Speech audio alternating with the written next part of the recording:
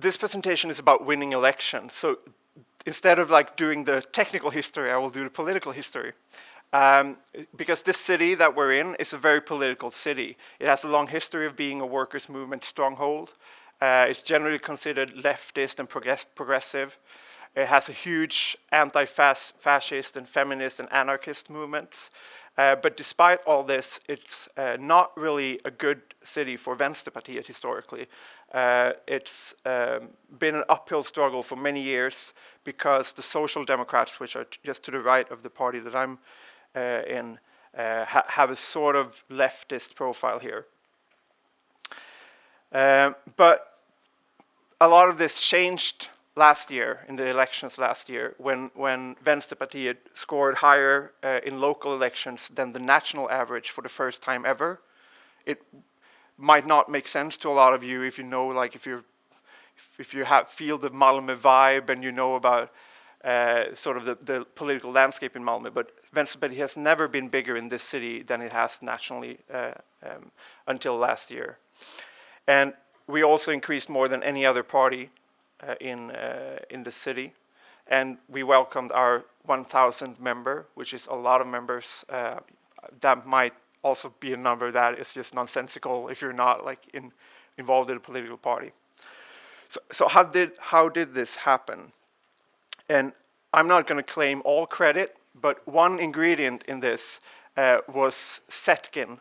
Setkin is a system for organizing large-scale activism, like handing out flyers, putting up posters, organizing events and protest marches. And it was one of my main projects during my sabbatical. So this is what I've been working on. And it's built using an iterative development cycle with Python and Django over the past year and a half. So basically what it does is it allows you to organize a bunch of people in activism tasks. So whereas this great system from our sponsors is a CRM system, you could call Setkin an ARM system. It's like an activist relationship management system, where you actually where you communicate with your activists and you organize their tasks and make sure that a bunch of people are out on the streets doing what you want them to do. And this is what it used to look like before. So people would have to come to the party offices, and they would have to sign up on a paper sheet that was on the wall there. And if something happened, you know, you would have to cross it over, or you would have to edit something. And then when we were calling people to make them come in, we would have these long lists of people and their numbers. And you know, if someone changed the number, you would have to write it down. You would have to hand it back in, and someone would edit it in the system, stuff like that. And of course, as number of activists kept increasing, organizing them became very time-consuming and very difficult. You can imagine all the things that would happen if you have a list like this. Like you print out 10 lists and hand them to 10 people, and all of them just finish half their lists. So what happened to the other half? You have no idea who was called and who hasn't been called. So not only does it get more difficult when there are a lot of people, it gets even more difficult when you don't have the right tools. But to a programmer, to me as a programmer, it's all just a matter of really simple data structures and flows and tasks that you need to do. So when I came into this organization, and when I really dived into this organization, I was like, why are you doing it like this? And some of the organizers responded that, well, we've wanted some other system for a long time, but while this organization has a lot of people that want to help, it does not have a lot of money. So you couldn't possibly buy a system like this. So on November 30th in 2013, so that's a year and a half ago, I wrote the first lines of Python on this project. And I was doing it on a big screen like this one, at the same time teaching a friend of mine how to write Python and Django. So I chose Django because it's just so easy to get started, and it has this, I mean, if you don't know it, it has like a automatic administrative interface that if you just build your data models, it allows you to work with those data models in an interface very intuitively and very simply. Within just the first day, while teaching someone how to use it, we had already built the first version that was functional, and we started using it in a campaign the next week. And I'm just going to show you what it looks like so you sort of have an idea of what it is. It's not in any way amazing. It just does what it does really well, and there is nothing like it. So you sign in to this nice looking web page, and you sign up to a certain task that you want to do, like right here. I'm signed in and I want to hand out flyers at 12 on Saturday, the 25th of April. And then all of the big stuff is on the back end. Like this is where the organizer works. So you can keep track of where we are in the city, like all of the actions that need to happen, who's in charge, and I've censored some of the names here of non-elected officials that I don't want to show without asking them. And you have all of this information displayed here. And you can see that someone just signed up to this one task, and once you've booked them, you can tell that it's now, actually there are enough people booked to go ahead with the event. You can tell that there are no reminders that have been sent yet, whereas to some of the actions that took place yesterday, the reminders have been sent out already. And then you can just filter this list and work with the list really intuitively. Well, somewhat intuitively anyway. So this is tomorrow. I've filtered on tomorrow. So this is usually what I do. Like right now, we're in a campaign. So when I get home tonight, I will go in and I will press tomorrow. And I will look, what are we doing tomorrow? Make sure that there's people there. And we can tell that we're missing some people to actually do these events. So now I need to find someone who can hop in and take care of this task. And then there are these, because this is all just simple data, right?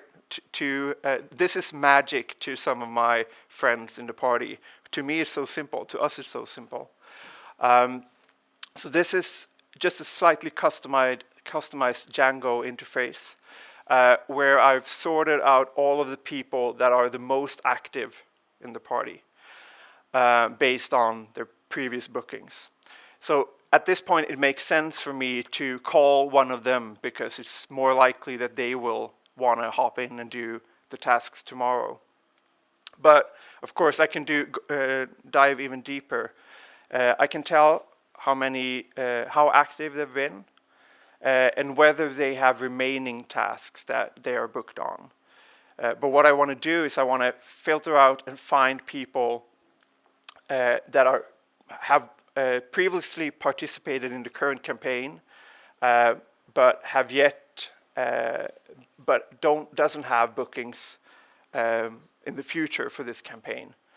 And I will find Olof and Minna and Hanna and a bunch of other people who have already participated in the campaign, but does not have anything left to do. So chances are high that if I call one of them, they are going to be able to hop in tomorrow and just take care of this. And when you have 1,000 people that you're managing, this helps a lot, obviously. So again, just some of the results. During the election campaign in September of last year, we had 420 activists engaged at some point. And the campaign, what we call the election campaign, was 3 weeks. So a normal day, we would have 50 to 100 people out on the streets managed using this system. This is really big. It's compared to the other parties in this city. They would call us and say, like, how are you doing this? Like, how can you have so many people? And one organizer would typically spend about 2 hours per day organizing these 100 of people for tomorrow. Of course, the election results were at a historical high and the biggest increase of all parties. And over this year and a half, a total of 666 activists have used Zetkin here in Malmö. And when I say used, I mean have actually participated in an event that was organized through Zetkin. And remember that we have 1,000 members. So if I'm going to be conservative, I would say that 50 to 60% of our member base has been activated using this tool. When you compare that to any other organization, that's a huge number. Like usually you would expect to get out maybe 10 or 20% if you're lucky. And of course, if we're going to use that number, 666 against 1,000 members, it's even higher than 60%. So I was happy to see your graph earlier because I also have a funny graph. This is, however, not a very scientific graph. This is a silly graph. This is a graph of the number of activists over time in a campaign against the number of hundreds of lines of code in Zetkin.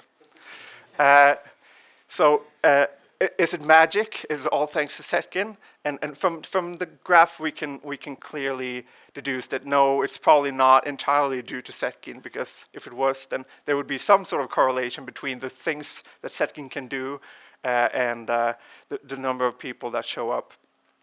But what it does do is it makes the organizer more productive. It doesn't spawn new activists magically. It doesn't nurture the personal relationship between you as an organizer and you as and your activists.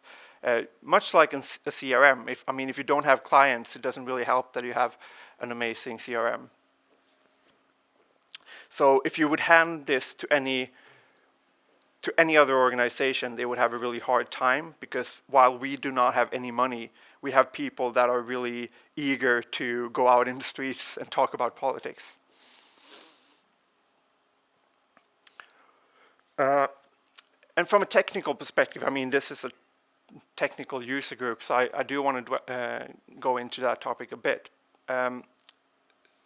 Django, as I said, is a web framework that is really easy to get started with. And I would say that it was the right tool for this job because it allowed for really fast development. Like this interface here that I showed you earlier, it took about a day to build, and it's less than 100 lines of code. So that includes like everything, HTML, CSS, everything. I didn't have to write anything of that. All I had to do was 100 lines of Python code. And obviously that's an amazing tool, because one of the organizers could come to me and say, like, I spend 2 hours a day on this, could you make that any more efficient? And the next day they would have a tool that allowed them to do the same thing in 30 minutes. So it was perfect for whenever the question was, how can we most quickly solve this problem? Like, how can I get this done until tomorrow? It's not so great when the question is, what is the best way to solve this? Because it's somewhat opinionated, and it needs you to sort of work in a certain way. So that's sort of the wall that we've hit at this point. It's very much, well, you can see what it looks like. It's very 2008 looking, and it feels about the same way as it looks. So the next step for us is to focus on user experience. So this is sort of the same list in a prototype that I've built. And as we focus on user experience, we're going to ask ourselves, what would be the best way to solve this problem, rather than how can we most quickly solve it. So when you want to move one activist from one task, from one action to another, from one activity to another, like you would, instead of having to go into that activity, remove them from that activity, go into the other one and add them there, you would want to just drag and drop them in the list. So that's the kind of things that we want to solve now. And in doing so, we will consider the 2-year lifespan of Zetkin 1.0 as just an incredibly successful prototype run, where we've learned a lot and we've been able to be really productive in the process. And we're going to take those lessons and apply them to something that we're building from scratch.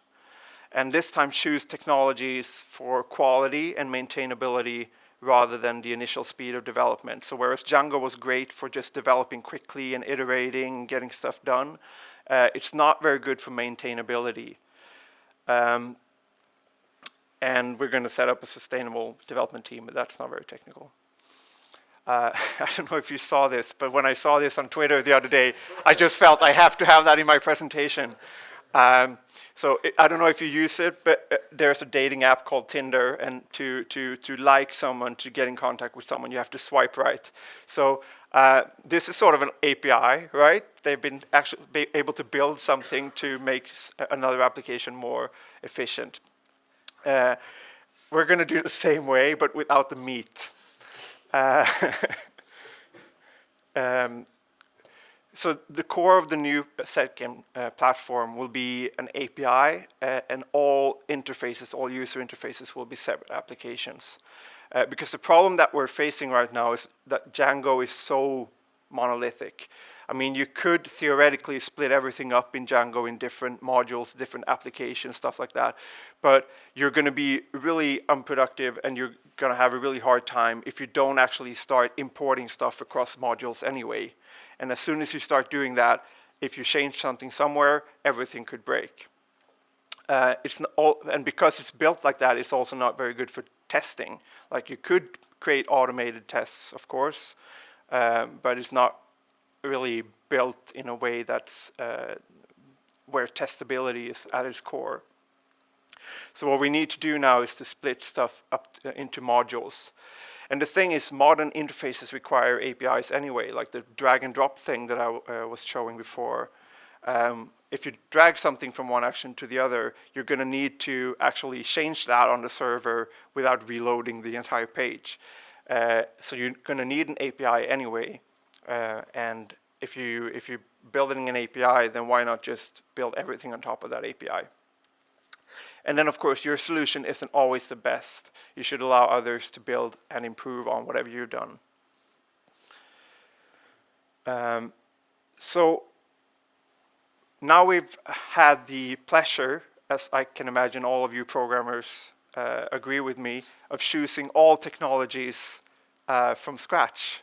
That's always the most fun part, right? Like planning a project, that's always funny. Some of you think I'm being sarcastic now. I'm not. I love that. I can spend like hours writing documents of what I wanted to do. So here are some of the technologies that we'll be working with. So we started using MySQL initially. It's just really easy to get started. Works very well with Django and all that. But we've already switched to PostgreSQL because of its amazing GIS extensions. So that's geographical data, like when you want to store geographical data and make computations and stuff like that. Hey, hello, Amanda. Then we're going to build the REST API layer with Python. And use a framework called Falcon, hence the image here. Falcon, if you don't know it, which you probably don't, is a REST API framework developed by Rackspace, the hosting provider. It's a kind of small, young project, but their main focus is performance. And it's really small, really easy to use, and it's only for REST APIs. It's not like a complete web interface. There is no way of rendering HTML because you wouldn't do that in a REST API. And it's built entirely around the concept of resources, just like the REST philosophy. It's also a really nice project because it has this great open source spirit. Within a couple of weeks, I went from just having looked at it to contributing an entire new router architecture, which they implemented. So that's a really nice thing to be able to do, to contribute to a project that easily. It's synchronous. There is, as you may know, a module in Python 3.4 or 3.3 and up called async.io. Do you know of it? No. Okay, so there are basically two styles of programming this type of application. Either you program it synchronously or asynchronously. Synchronous programming means that whenever you do something, whenever you call out to something else, you wait for it to finish before you proceed. Whereas asynchronous means that you call out to something else, then you hand back the processing to the application, which may do something else in the meantime, while waiting for that database fetch operation or whatever it might be. Async I/O is really fast, but it's also a real pain to develop with still. So I'm hoping that it will evolve, and until it does, we're going to be using Falcon in a synchronous way. And then on top of all of this, we're going to use Node.js and React.js, which are JavaScript environments and libraries to create the front-end servers and clients. And this is the work is that's going on now is going on within this Setkin Foundation, which is a non-profit company set up to develop and support this tool.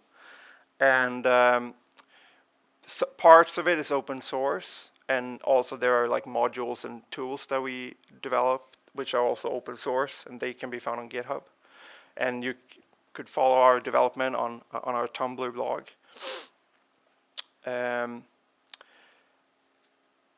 And just before I stop, I just wanted to explain the name. So this name comes from Clara Zetkin, which was a German revolutionary socialist and feminist. She died in 1933, just after the Nazis came to power in Germany and she had to escape. She organized the first International Women's Day in 1911, I guess. It was her idea in 1910. And it also makes for a really nice domain name, set.im. So those were the main reasons why I originally chose that name. Yeah, that's about it. That was my short but hopefully sweet presentation.